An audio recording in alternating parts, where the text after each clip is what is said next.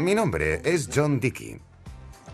Soy historiador y tengo una teoría sobre cómo este hermoso y exasperante país alcanzó la genialidad de su buen comer. Viajo a través de la historia de la comida italiana. Y no es un bonito cuento de campesinas sirviendo pasta a sus familias. La comida italiana es urbana. Las mismas fuerzas que crearon lugares como Roma, Florencia o Nápoles son también los ingredientes que inspiraron el estilo de comer italiano. Buen gusto y talento en abundancia, pero también hambre y sangre. Fe e hipocresía. Esnovismo e intriga. Sentido comercial y peso político. ¡Salud! ¡Salud! En este programa os mostraré cómo los hambrientos italianos convirtieron las sobras en deliciosos platos. ¿Cabeza de oveja? ¿Rabo de buey? ¿Qué queréis, pezuñas? Revelaré cómo la comida favorita del mundo fue una vez un peligro letal para la salud. Desenterraré los horrores de la Primera Guerra Mundial. Son huesos humanos. Madre mía. Y cambiarán las tornas para este MasterChef italiano. Si te pasas del presupuesto, prepárate a oírme, ¿eh? En toda Italia, comida e historia son inseparables. Acompañadme a descubrir los secretos que se ocultan tras la cocina más popular del mundo.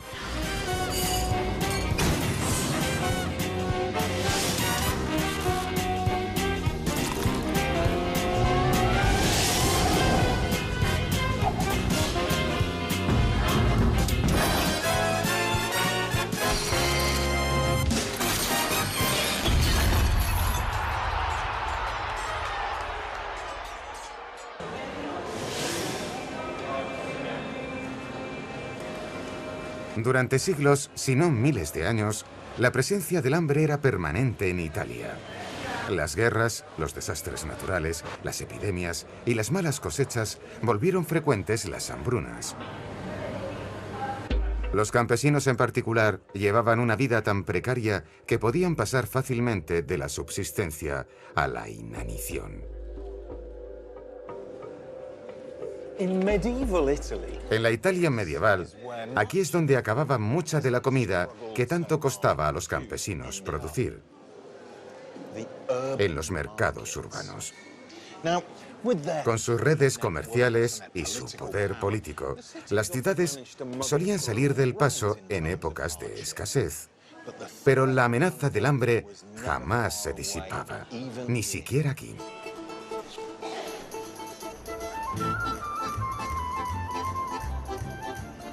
En la antigua Roma, mantenían a la población contenta con pan gratis y luchas de gladiadores. En la Edad Media, las autoridades exorcizaron el miedo al hambre y calmaron los ruidosos estómagos con espectáculos anuales en los que los pobres competían entre ellos por un bocado. El más famoso era el que involucraba un palo cubierto de sebo, más conocido como cucaña. Y ahora he sido amablemente invitado a escalar una por el pueblo de Canepina, a 70 kilómetros al norte de Roma. El procedimiento es muy sencillo. Coges un enorme poste. Lo decoras con todo tipo de alimentos y productos de lujo, y cualquiera puede coger lo que quiera de él, siempre que consiga treparlo, claro. Este deporte extremo medieval se basaba en la leyenda del país de Cucaña, un lugar utópico donde el queso crecía en los árboles, el vino fluía por los ríos y los perros eran paseados con ristras de salchichas. A principios del siglo XV, la cucaña se convirtió en un juego practicado cada año en las calles y plazas de las ciudades europeas. Pon el prosciutto en la otra parte. Solo en fiestas así podían los hambrientos probar cómo vivía la otra mitad. Pero no se lo ponían fácil. Este poste mide 10 metros de alto y está cubierto de grasa. Voy a necesitar buenos consejos. Mario, ¿me enseñas cómo debo escalar para llegar a la cima del poste? Tienes que impulsarte e intentar aferrarte con las manos. Vale, entendido. Impúlsate con las piernas, ¿vale? Vamos. Impúlsate con los pies. John, tienes que subir, no bajar. Venga, esto es imposible. Un consejo. Lleva siempre un poco de polvo o arena en las manos, o un trapo para quitar la grasa. ¿Lo ves? Había algunos trucos. Vamos, John, tú puedes. 1, 2, 3. Vamos, John, sube, sube, John. Lo conseguiremos. Vamos. Solo me faltan 20 metros.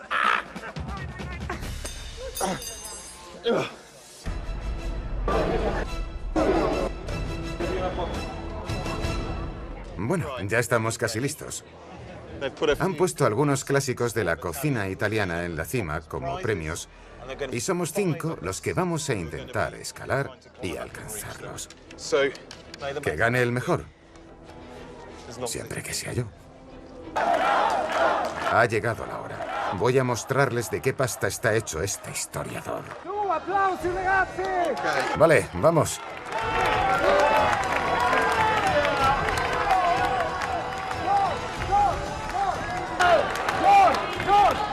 Mientras los pobres competían trepando por el poste, los ricos los miraban y se echaban unas risas, como hace el pueblo de Canepina a mi costa.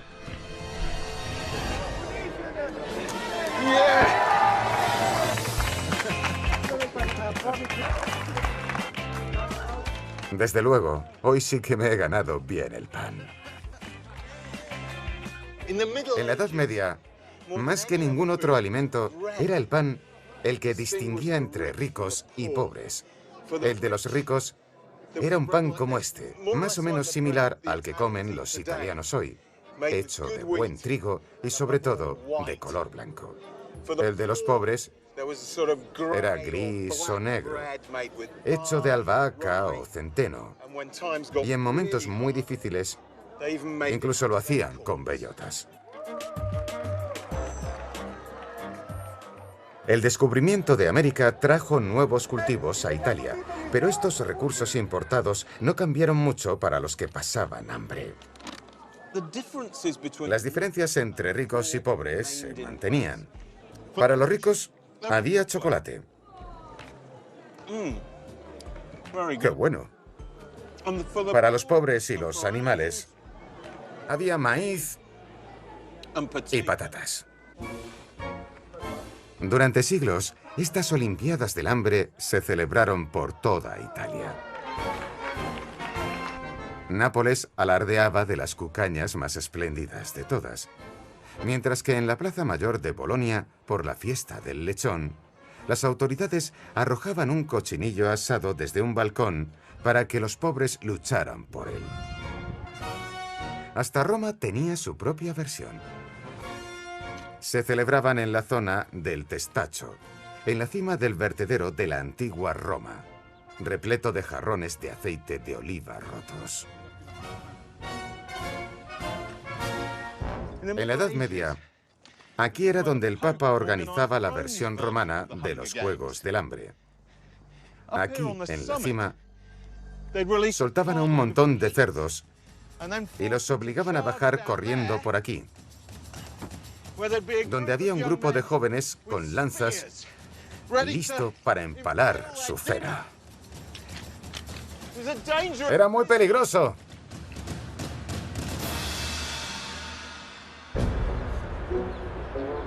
En esa época, toda esta zona era campo.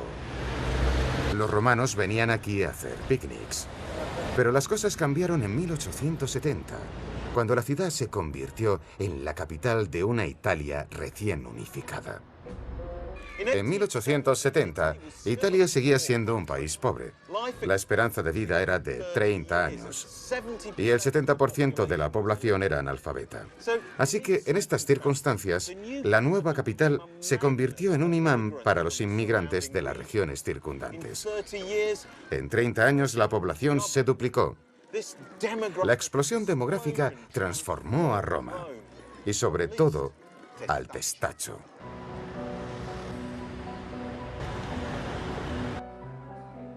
Hoy en día, Testaccio es una de las zonas más de moda para vivir en Roma. Pero a principios del siglo XX era de las más pobres. Sus 20.000 habitantes eran principalmente inmigrantes con trabajos de baja categoría. Chapuceros, carreteros, desolladores de animales. La tuberculosis se extendía en los abarrotados edificios. El 45% de sus niños morían antes de cumplir 5 años.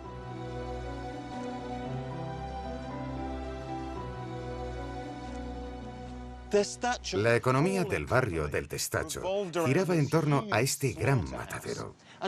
Y no solo porque diera trabajo a 2.000 personas.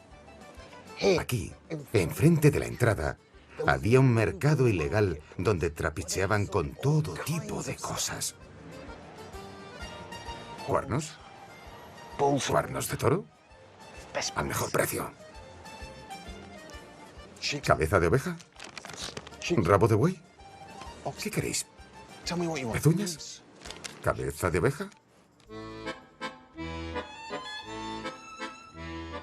Irónicamente, la carne era una rareza para la gente que vivía gracias al matadero.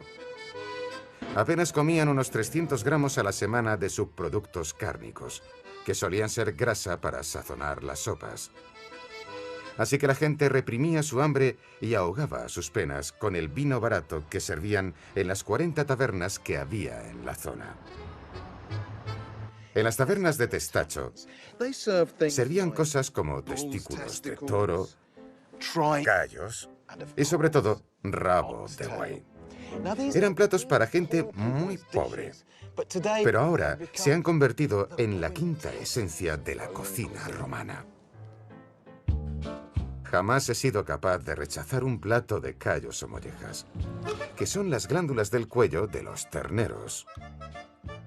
Pero mi favorita ha sido siempre la payata, el intestino delgado de una ternera lechal. Esta sustancia que está saliendo se llama quimo y se mezcla con leche y con los jugos digestivos del animal y así adquiere ese particular sabor por el que la payata es famosa en todo el mundo. El chef Arcangelo Dandini se crió comiendo vísceras y ahora son una especialidad de su restaurante. Se me hace la boca agua. Va a cocinarme algunas de las delicias de lo que aquí en Roma llaman quinto cuarto. ¡Qué maravilla! La expresión proviene de la técnica tradicional carnicera. Los cuerpos los cortaban por la mitad a lo largo y después a lo ancho para hacer 4 cuartos. El quinto era todo lo que sobraba. Las tripas, las ubres, el cerebro, los testículos, etc. Aquí la tenemos. Maravillosa. Su Majestad, la payata. Fantástica. ¿Y ahora qué? A comer. A comer. No hay nada más romano que esto. Está delicioso. Lo único que hice fue seguir las recetas de mi abuelita de hace un siglo. Su talento era usar ingredientes baratos y supuestamente pobres y llevar su sabor a un nivel superior.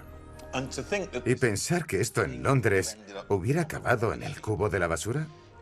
Una vez pruebas la payata, ya no quieres más pechuga de pollo. Estoy de acuerdo. ¡Qué bueno! Está muy bueno. A tu salud. Un brindis. Por nosotros y por la payata. Por la payata.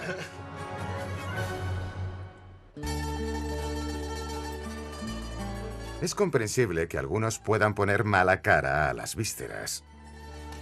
Pero ¿quién podría rechazar una suculenta porción de pizza? Pues eso pasó aquí, en Nápoles, una ciudad ahora enamorada de la pizza, y que un día no fue ajena a la pobreza y al hambre. Yo por lo menos no me imagino la vida sin pizza. Probablemente sea la comida favorita en todo el mundo. Pero en el siglo XIX, la mayoría de italianos no sabían lo que era una pizza. Y muchos de los que sí, pensaban que era asquerosa. Podríamos volvernos locos intentando precisar los orígenes reales de la pizza. A fin de cuentas, el pan sin levadura cocinado en piedras calientes puede que fuera el primer pan de la humanidad. Lo que es seguro es que en el siglo XIX, los discos de masa de pan cocinados rápidamente en el horno, con anchoas, tomates o queso encima, se habían convertido en uno de los platos más populares de Nápoles, al menos entre los pobres.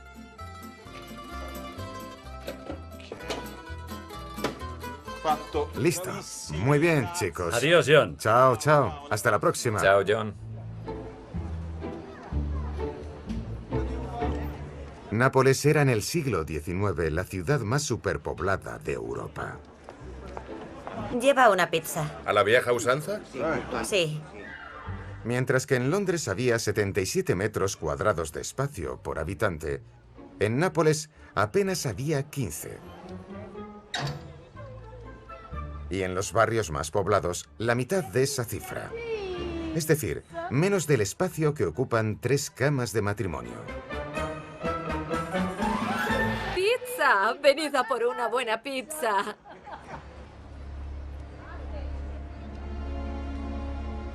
En las zonas más pobres de la ciudad, familias enteras vivían apiñadas en habitaciones individuales, a menudo con sus gallinas.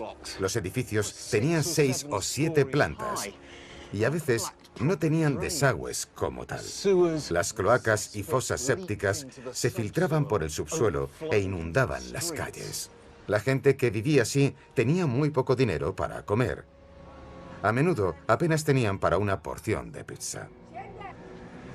En esa época, la pizza solía venderse en la calle, en recipientes como estos, por vendedores andrajosos. Pero no fue solo esta pobreza la que dio mala fama a la pizza.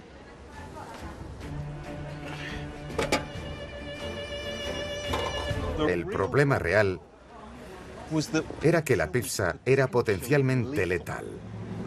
Si te la comías, corrías el riesgo de contraer el cólera.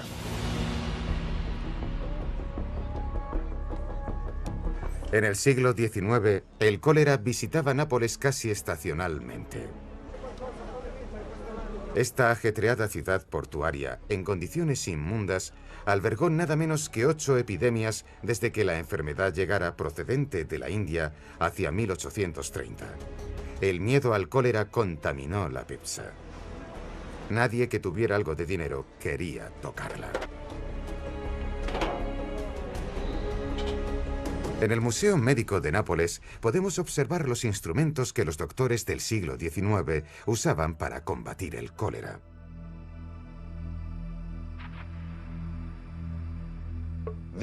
Esta microfotografía del siglo XIX es uno de los primeros retratos, por así decirlo, de la toxina que causaba el fallecimiento de las víctimas del cólera.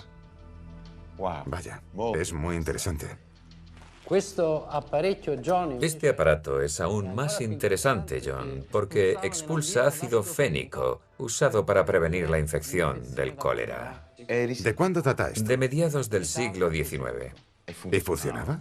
Sí, y aún funciona, porque usamos sustancias similares para esterilizar la bacteria Vibrio del cólera en pozos infectados. Pero en el siglo XIX, nada podía frenar los múltiples ataques del cólera a Nápoles. El cólera se transmite a través de las secreciones de un paciente infectado, en particular a través del vómito y la diarrea. El agua y la comida podían ser vehículos de transmisión.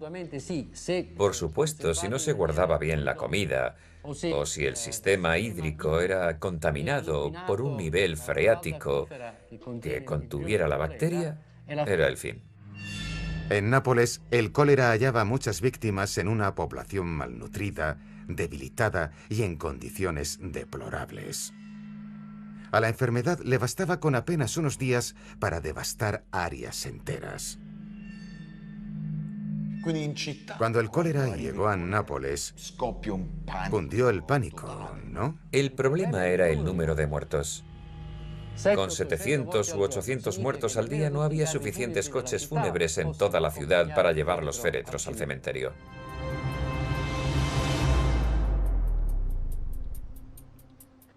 A principios del otoño de 1884, el cólera regresó y la ciudad se estremeció de miedo una vez más. 150.000 personas huyeron, prácticamente toda la aristocracia y la clase media.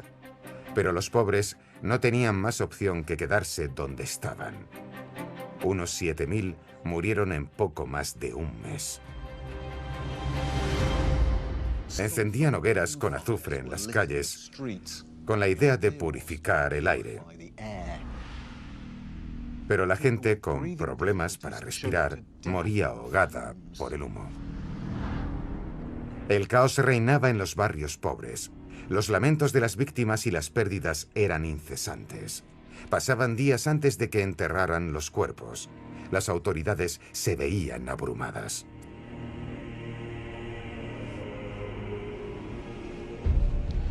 Fue entonces cuando el rey de la época, Umberto I, decidió ir a Nápoles.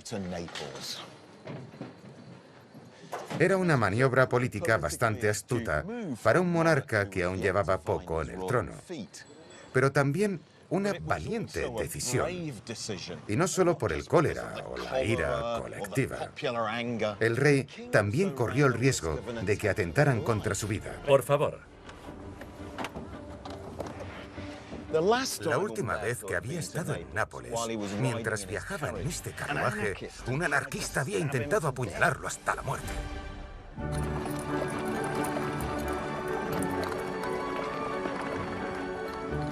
Umberto quiso levantarles la moral pasándose por los barrios más pobres.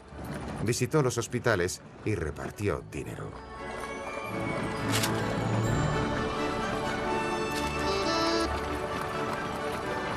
Es un regalo del rey Umberto. Oh, gracias. La presencia del rey calmó los nervios de la población y alentó a las desesperadas autoridades, pero su visita estaría destinada a cambiar la faz de la ciudad.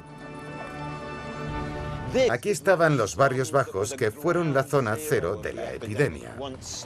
Gracias a Umberto, hoy ya no están. El rey decidió que había que destripar Nápoles.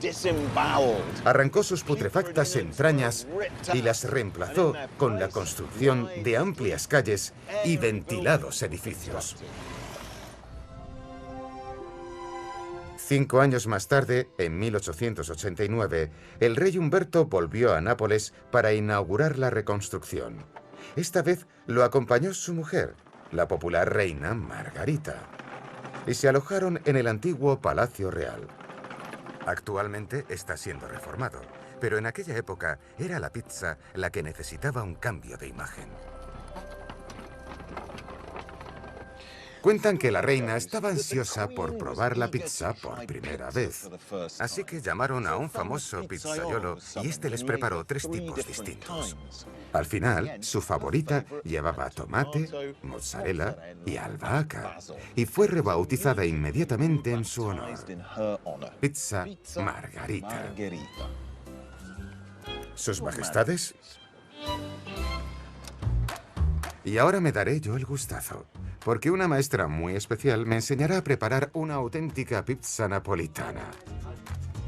Teresa Di Orio ganó en 2015 el Campeonato Mundial de Pizzeros. Es una pizzaiola. Teresa, ¿me enseñarías a hacer una pizza como la hace la campeona del mundo? Yo encantada, pero antes tienes que prepararte un poco porque vas muy arreglado para ser un pizzero de verdad. Ven aquí. Un momento, John. Qué guapo estás así, como un pizzaiolo de verdad. Vas como yo, ¿ves? ¿Empezamos? Vale. Pero mánchate un poco. Si no, no parecerás un pizzaiolo. Mánchate un poco. Teresa lleva haciendo pizzas desde que tenía 10 años. De pequeña ya sabía que quería ser pizzaiola. Tiene 20 hermanos y hermanas. Y casi todos son pizzaioli. Han pasado sus vidas cubiertos de harina. Pareces un banquero. Un poco por aquí, John. Y un poco más por allá. Así. Vamos, John. Lánzala tú también. ¿Cuál es la diferencia entre la pizza napolitana y las demás? ¿Cuál es el secreto? Los napolitanos llevamos su secreto en el corazón. La pizza, mientras un napolitano la haga de corazón, les sale buena. Evidentemente, en honor a la reina, vamos a hacer una pizza margarita. La leyenda cuenta que su majestad quedó tan encantada con la suya que le envió una nota de agradecimiento al pizzaiolo. ¿Qué te parece? Está preciosa. ¿Quema? Mamma mía, quema, pero está deliciosa. Ponerle a una pizza el nombre de la reina Margarita era una maniobra patriótica, claro. Pero ella era también un icono de la moda en esa época. Así que también tenía sentido comercial. Si esa fuera la razón, no creo que la reina estuviera muy involucrada. Porque no existe ninguna prueba fehaciente de que llamaran a un pizzaiolo a palacio para una cata real de pizzas. Para mí, la historia tiene todos los ingredientes para ser un mito urbano. Pero a la vez, es una prueba de lo fundamental que era la imagen de la pizza para la maltrecha identidad de la ciudad.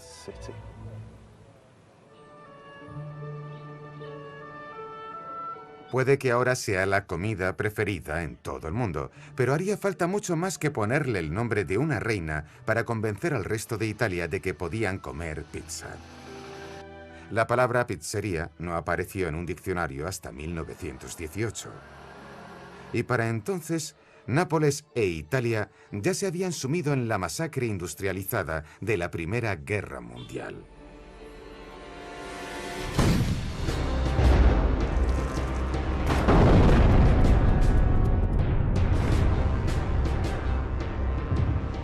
Algunas de las peores contiendas tuvieron lugar aquí, en el altiplano de Asiago, en la región de Véneto.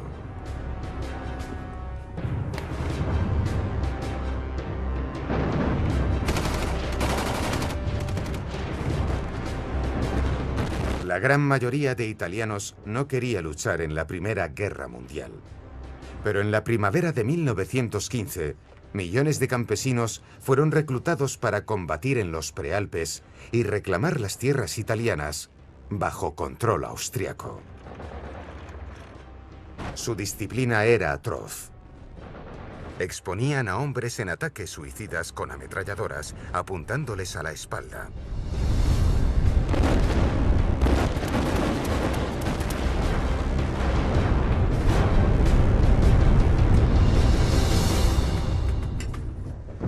Muchos reclutas italianos comían mejor en las trincheras que en casa. Tenían pan todos los días. Para comer, minestrone. Y para cenar, arroz o pasta. Pero sobre todo, tenían carne. 600 gramos a la semana. La importaban de América en latas. Y si escarbamos por aquí, todavía podemos encontrar algunas como esta.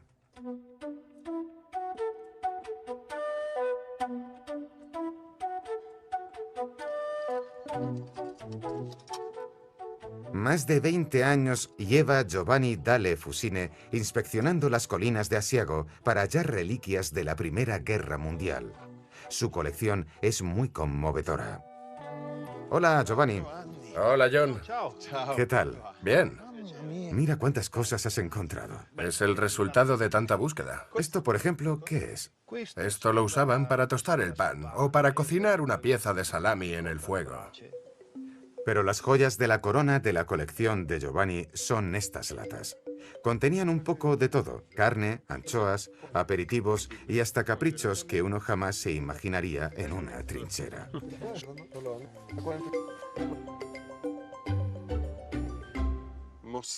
Mostarda de fruta azucarada. Estas raciones no estaban mal, ¿Pero esto lo distribuye al ejército? La mayor parte se recibía de la industria alimentaria civil, los aprovisionadores del ejército.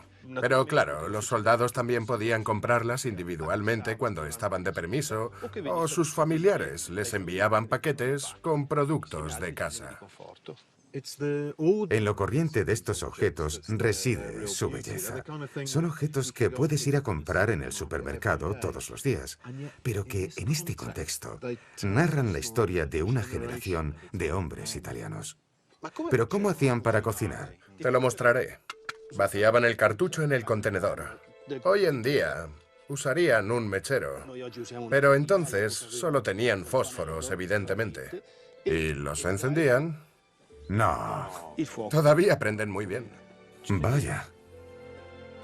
100 años enterrados en los Alpes y todavía funcionan. Cuesta imaginar una situación más difícil en la que comer. Estás en una trinchera, las balas vuelan sobre tu cabeza, hay explosiones y tienes que comer seguramente a oscuras, sin tener ni idea de lo que había en la lata. Pero me imagino que una pizca de comida caliente era uno de los pocos consuelos en esas circunstancias. Estoy ansioso por empezar a buscar latas con Giovanni. Eso sí, no esperéis que coman nada esta vez. Ni las mejores frutas en conserva aguantarían un siglo bajo tierra. Un consejo. Intenta poner el disco del detector de metales cerca de las rocas, sobre los salientes. Es más probable que los metales o fragmentos hayan acabado ahí. Una bala, una lata. Los italianos alimentaban mejor a sus soldados que sus enemigos austriacos. Las autoridades francesas incluso se acercaron a los Alpes para aprender del sistema de provisiones italiano. La industria alimentaria también estuvo a la altura de la guerra. Se amplió y se volvió más eficiente para satisfacer esta nueva fuente de demanda interna. John, creo que recibo una buena señal aquí. Está muy profundo. Esperaba encontrar una lata, pero a unos 30 centímetros de profundidad acabé tocando algo que me haría reflexionar mucho más. Sí, parece que hay algún metal ahí. Huesos. Son huesos humanos.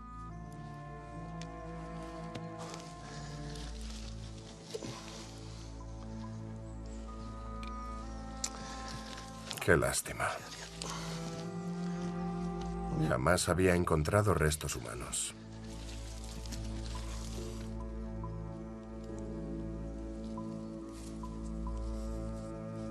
Un diente. Madre mía. Lo pondré aquí.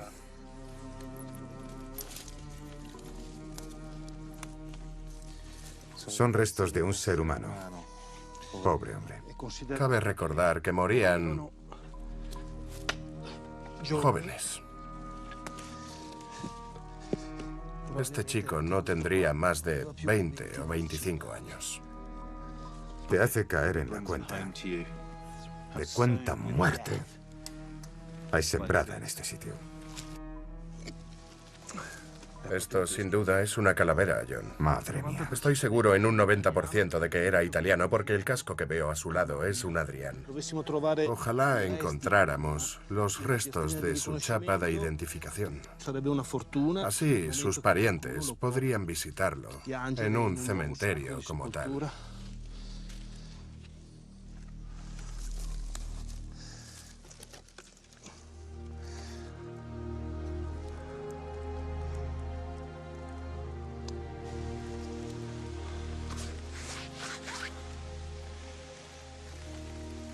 Dios bendito.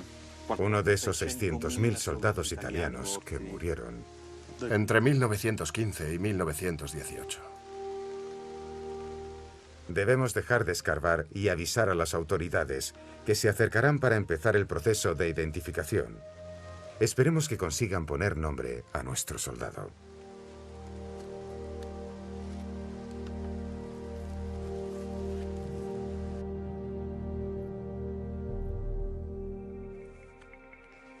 Me marcho con una extraña mezcla de emociones después de encontrar esos restos. Por un lado, me ha aterrado. Ha sido espeluznante tener los dientes de ese pobre hombre en mis manos. Pero creo que también me ha dado una nueva perspectiva del horror de ese conflicto y la tragedia de la pérdida de tantos jóvenes. 11.000 de ellos murieron solamente en la batalla de Caporetto, en octubre de 1917. Fue una derrota aplastante para Italia que hizo temer la sumisión del país.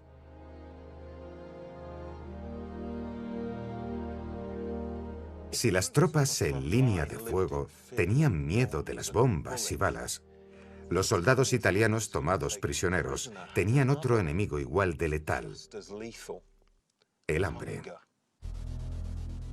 300.000 soldados fueron capturados en Caporetto, el doble que durante todo el conflicto hasta entonces.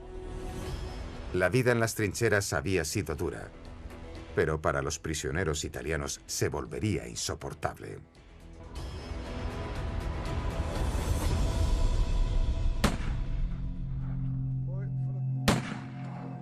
Las autoridades militares italianas necesitaban un cabeza de turco para el desastre de Caporetto y decidieron culpar a los prisioneros de guerra. Tildados de desertores, fueron repudiados y abandonados a la inanición.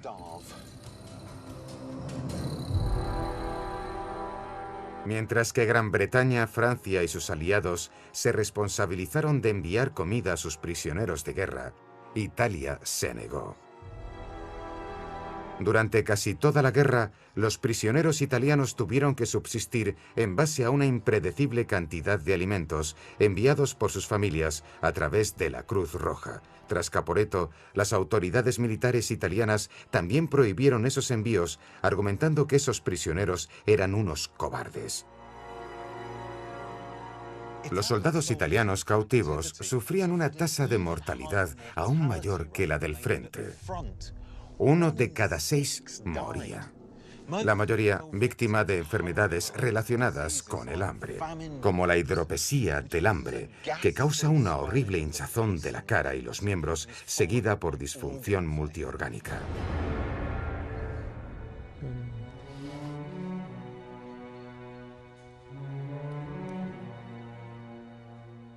A menudo rebajados a esconder los cuerpos de sus camaradas para mantener sus raciones, se arriesgaban a que les dispararan por comer la hierba que rodeaba sus campos. Derrotados y recluidos, abandonados por su patria y apartados de sus seres queridos, hasta a los más fuertes de estos soldados les costaba mantener la dignidad. Esto es lo que dijeron algunos de ellos.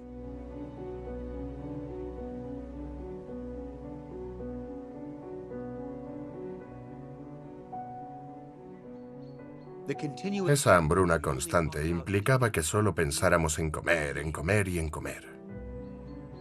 Hablábamos sobre eso, pensábamos en eso, recordábamos eso. El que se encontraba un pequeño hueso en el fondo de su sopa era muy afortunado.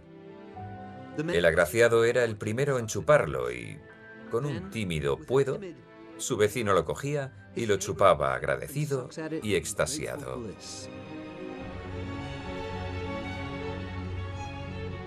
Un agente halló una insólita forma de consolarse un poco por el infierno que había sido aquel terrible invierno de 1917 y 1918.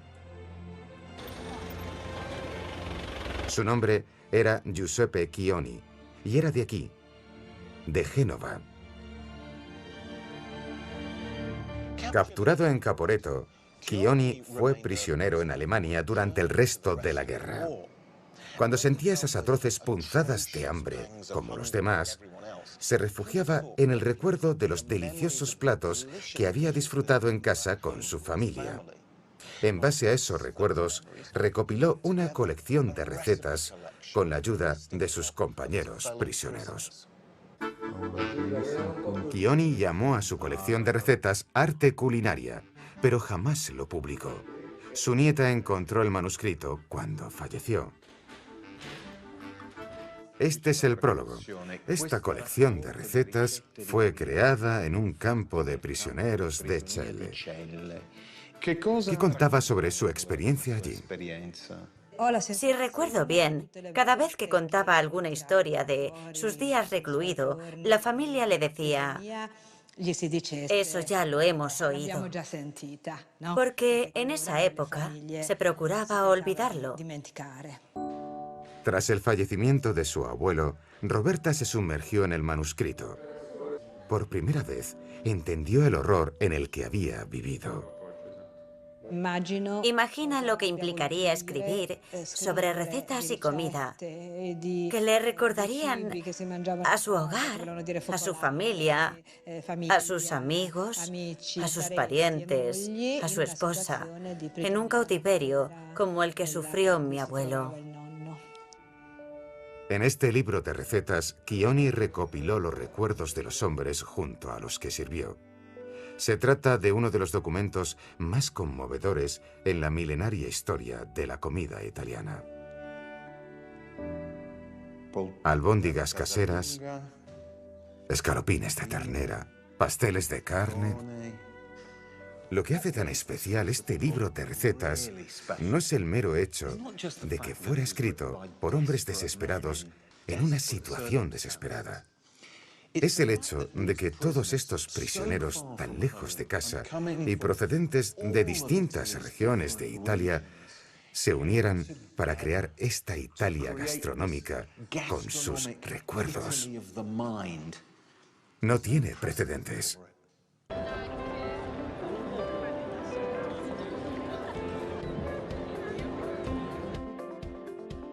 Otra guerra mundial tendría lugar antes de que la mayoría de italianos pudiera tener no solo comida suficiente, sino variedad donde elegir. Los 50 traerían ese esperado boom económico y pronto descubrirían los italianos los supermercados y la comida rápida. Pero en ningún otro lugar se haría más patente esta era de abundancia que aquí, en Milán. Un signo revelador del cambio fue que los italianos ansiaban la carne tras el hambre ancestral sufrido. En 1861, la media del consumo diario de carne era la mitad del peso de un huevo. 125 años más tarde, los italianos comían más carne que los británicos. Y no es coincidencia que durante ese mismo periodo su altura media aumentara más o menos la longitud de este bistec, 12 centímetros. Pero la pobreza en Italia no ha sido derrotada por completo. De hecho, durante los últimos años ha aumentado. En 2014, los comedores de caridad de todo el país sirvieron más de 2 millones de comidas. En esta parte de Italia, una familia de 4 personas viviendo por debajo del umbral de la pobreza absoluta, como lo llaman, gasta menos de 250 euros al mes en comida. Es decir, 3 euros por comida para toda la familia. Con eso te vale si te hinchas a comida basura. Pero no da mucho de sí cuando tienes que comprar fruta, verduras, carne o pescado fresco. Hoy en día, la pobreza ya no implica comer poco, sino comer mal. Y eso me da pie a hacer un experimento. Contaré con uno de los mejores restauradores de Italia y juez del MasterChef italiano, Bruno Barbieri. La vida de Bruno no siempre ha sido fácil. Sus orígenes son humildes. Lo retaré a abastecer de buena comida a una familia durante una semana con un escaso presupuesto de apenas 58 euros. Estas son las reglas. Tienes que hacer la compra de una familia de 4 para una semana con este dinero. Con 58 euros también se pueden crear grandes platos. Creo que me las arreglaré muy bien. Yo tengo mis dudas y por eso voy a calcular el dinero. Si te pasas del presupuesto, prepárate a oírme, ¿eh? Tienes que comprar productos muy sustanciosos, como huevos, por ejemplo. Una docena de huevos. 4 muslos de pollo. ¿Cuánto es? 8,20. Buenos días, doña Bruna. 6 salchichas y un poco de carne picada. No lo va a conseguir. Tenemos que comprar fruta y verdura de temporada. Cojamos alubias. ¿Cuánto cuestan las alubias? 10 euros. ¿10 euros? Vale, quita las alubias. Son 17,90 euros. ¿Qué cosas? Dame el pan más barato porque estoy a punto de salirme del presupuesto. ¿Pan francés? Sí, y 1 kilo de harina. También me llevo azúcar. ¿Normal o moreno? Da igual, da igual. Podemos robar bolsitas de azúcar en el bar. La próxima vez que vayamos a una cafetería... Nos quedan unos 15 euros y hemos venido a por el queso. Diría que necesitamos requesón. Podemos hacer muchas cosas con él. Queríamos arroz. Este es perfecto. Y alubias de estas.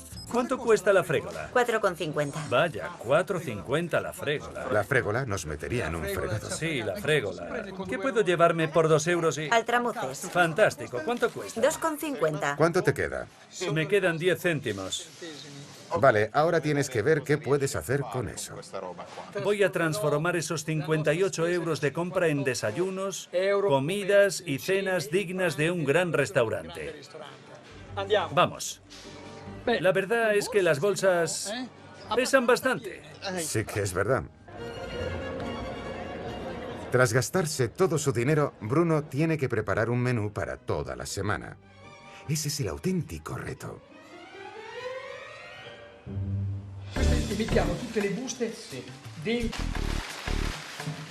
Empieza con 2 pasteles para cubrir todos los desayunos. Una buena estrategia. Azúcar, Azúcar, levadura, yogur y manzanas. un buen comienzo. ¿Y el café? No teníamos mucho dinero, así que me pasé por varios bares y me regalaron café usado. Normalmente también nos quedan sobras en casa. Lo hierves, lo filtras y acabas con una especie de café americano. Vale, Hay que aprovecharlo todo bien. muy ingenioso. De la A a la Z. Empecemos, lunes. Con los ingredientes elegidos por Bruno, nuestra familia comería modestos pero deliciosos platos como risotto de achicoria, sopa de guisantes, pasta con patatas y salchichas y alubias. Las raciones no serían grandes, pero sí muy sabrosas. No sé si te habrás fijado, pero es un menú sano. ¿Ves? Verduras, un poco de carne, alubias. Las legumbres son importantes en una dieta como esta porque te llenan, te sacian y son baratas. Sí, siempre han sido la carne de los pobres en Italia. Exacto, menos cuando te cobran 10 euros por 1 kilo de alubias frescas, por eso cogí de las secas. El domingo toca sopa de pavía. Bruno le ha dado a este plato tradicional de la llanura padana un toque propio. Finalmente si mangia. Venga, vamos a comer, me muero de hambre.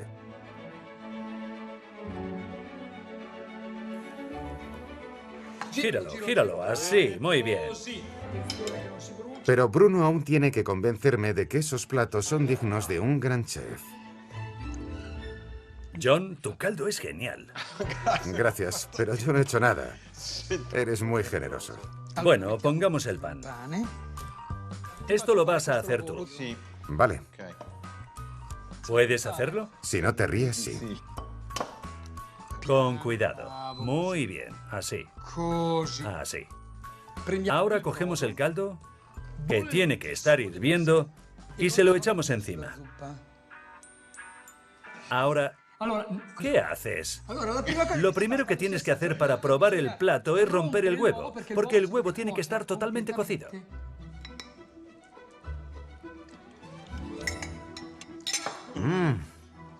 Chef Barbieri, lo has conseguido. Esta sopa es fantástica y nos has demostrado que se puede comer bien y gastar muy poco. Este es el tipo de experimento que me encanta. Piace tanto. Muchas gracias. Gracias a ti.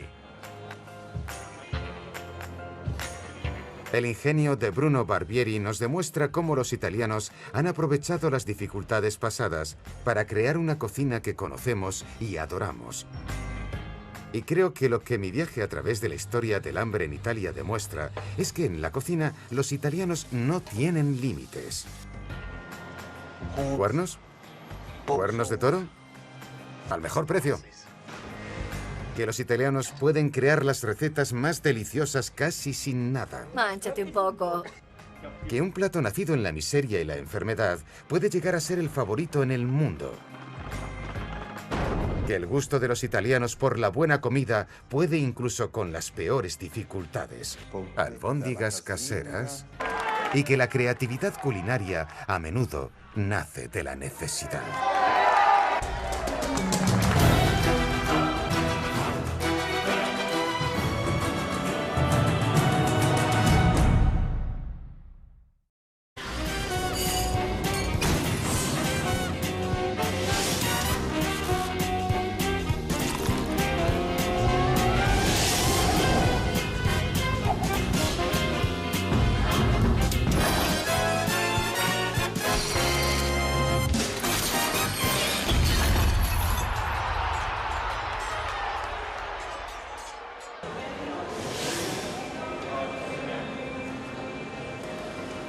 Durante siglos, si no miles de años, la presencia del hambre era permanente en Italia. Las guerras, los desastres naturales, las epidemias y las malas cosechas volvieron frecuentes las hambrunas. Los campesinos en particular llevaban una vida tan precaria que podían pasar fácilmente de la subsistencia a la inanición. En la Italia medieval, aquí es donde acababa mucha de la comida que tanto costaba a los campesinos producir, en los mercados urbanos. Con sus redes comerciales y su poder político, las ciudades solían salir del paso en épocas de escasez. Pero la amenaza del hambre jamás se disipaba, ni siquiera aquí.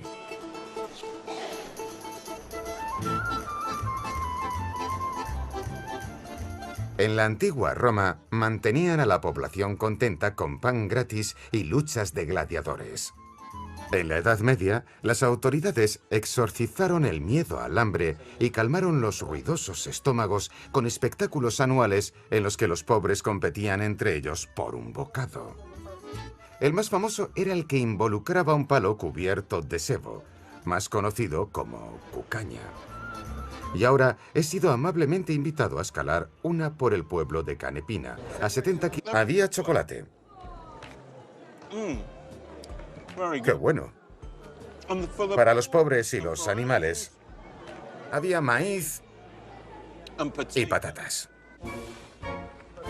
Durante siglos, estas Olimpiadas del Hambre se celebraron por toda Italia. Nápoles alardeaba de las cucañas más espléndidas de todas, mientras que en la Plaza Mayor de Bolonia, por la fiesta del lechón, las autoridades arrojaban un cochinillo asado desde un balcón para que los pobres lucharan por él. Hasta Roma tenía su propia versión. Se celebraban en la zona del Testaccio, en la cima del vertedero de la antigua Roma, repleto de jarrones de aceite de oliva rotos. En la Edad Media, aquí era donde el Papa organizaba la versión romana de los Juegos del Hambre. Aquí, en la cima, soltaban a un montón de cerdos y los obligaban a bajar corriendo por aquí, donde había un grupo de jóvenes con lanzas listo para empalar su cena. ¡Era muy peligroso!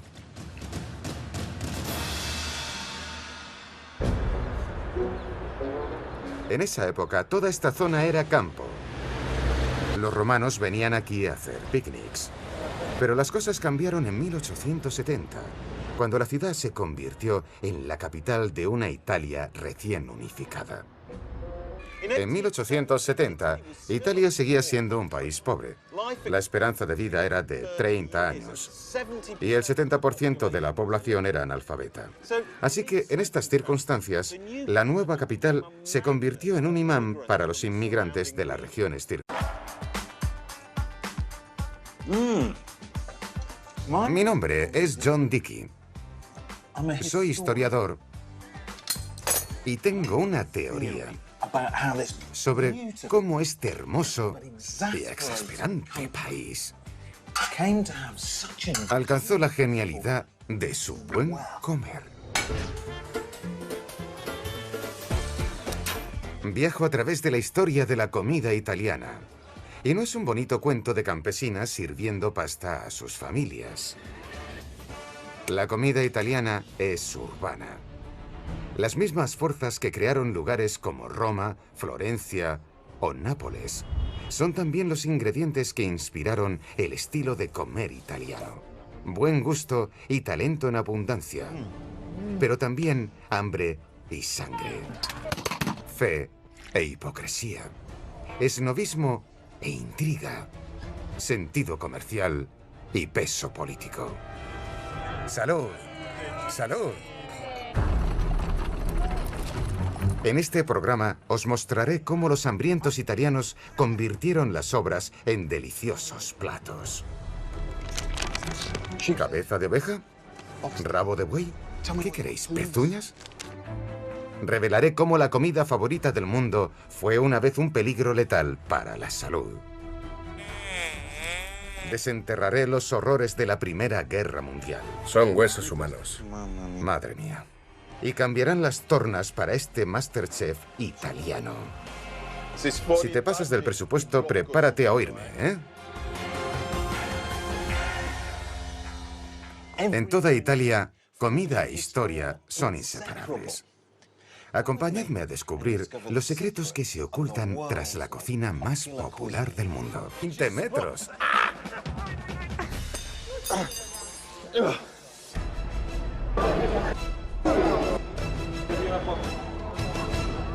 Bueno, ya estamos casi listos. Han puesto algunos clásicos de la cocina italiana en la cima como premios y somos 5 los que vamos a intentar escalar y alcanzarlos. Que gane el mejor. Siempre que sea yo. Ha llegado la hora. Voy a mostrarles de qué pasta está hecho este historiador. Vale, vamos.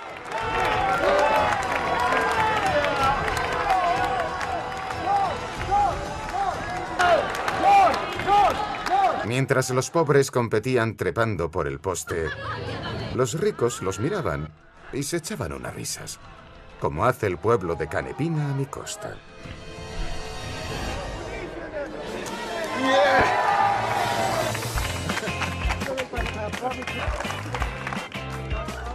Desde luego, hoy sí que me he ganado bien el pan. En la Edad Media, más que ningún otro alimento, era el pan el que distinguía entre ricos y pobres. El de los ricos era un pan como este, más o menos similar al que comen los italianos hoy, hecho de buen trigo y sobre todo de color blanco. El de los pobres era gris o negro, hecho de albahaca o centeno, y en momentos muy difíciles incluso lo hacían con bellotas. El descubrimiento de América trajo nuevos cultivos a Italia, pero estos recursos importados no cambiaron mucho para los que pasaban hambre. Las diferencias entre ricos y pobres se mantenían. Para los ricos, kilómetros al norte de Roma. El procedimiento es muy sencillo. Coges un enorme poste. Lo decoras con todo tipo de alimentos y productos de lujo, y cualquiera puede coger lo que quiera de él, siempre que consiga treparlo, claro. Este deporte extremo medieval se basaba en la leyenda del país de Cucaña, un lugar utópico donde el queso crecía en los árboles, el vino fluía por los ríos y los perros eran paseados con ristras de salchichas. A principios del siglo XV, la cucaña se convirtió en un juego practicado cada año en las calles y plazas de las ciudades europeas. Pon el prosciutto en la otra parte. Solo en fiestas así podían los hambrientos probar cómo vivía la otra mitad. Pero no se lo ponían fácil. Este poste mide 10 metros de alto y está cubierto de grasa. Voy a necesitar buenos consejos.